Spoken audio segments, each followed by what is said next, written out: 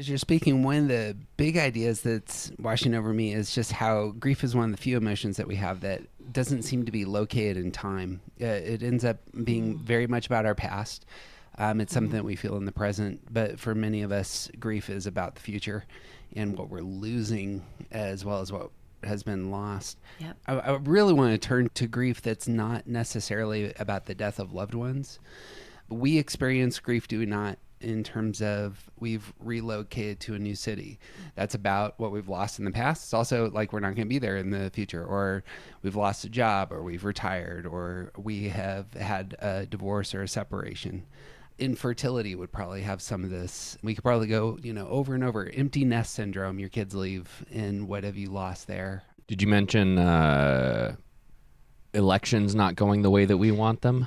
I've heard that was a thing recently. For a large number of our audience, we're grieving the future in terms of elections. Yeah. And then there's the grief of our bodies shutting down over time. That's a huge setup, but what are your thoughts, Mandy?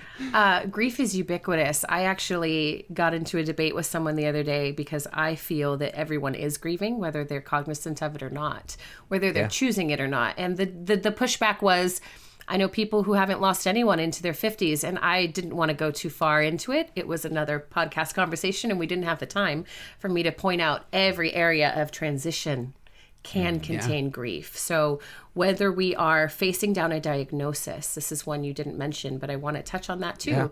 Yeah. This is a remembrance of who we were and what we believed would be true for us when we were little, shifting into the present moment where now there is a lot of uncertainty about what comes next. And I have to wrestle with, I don't know now if my future plans are possible. My personal story involves a lot of infertility and miscarriages. The anticipation, the conversations now with our child about why she's an only child. These are all layered with our different expressions and experiences of grief. And as we get older through these different losses and transitions, who we are shows up differently as well. That's one of the first secondary losses that I point out to someone when they are coming to me with a grief event that they want to work through, is that the losses that come after you have the initial loss that you didn't see coming necessarily.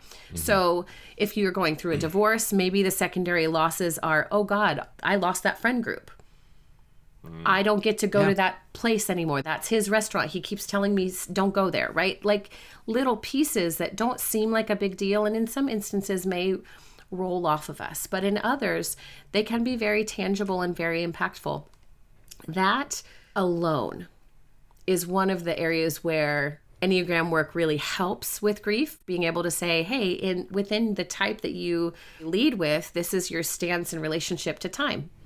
When I realized I was future-oriented, my whole world made sense. I was like, I'm constantly pushing for more. So really a mindfulness practice is what has served me really well, and other people I know who are very future-oriented, being able to really emphasize what does a thought mindfulness practice look like for us? How does that affect our grief work? Because it can eliminate the anxiety around all of these things that we're experiencing and trying to control and trying to avoid around additional future losses. Time is chaotic when we're grieving.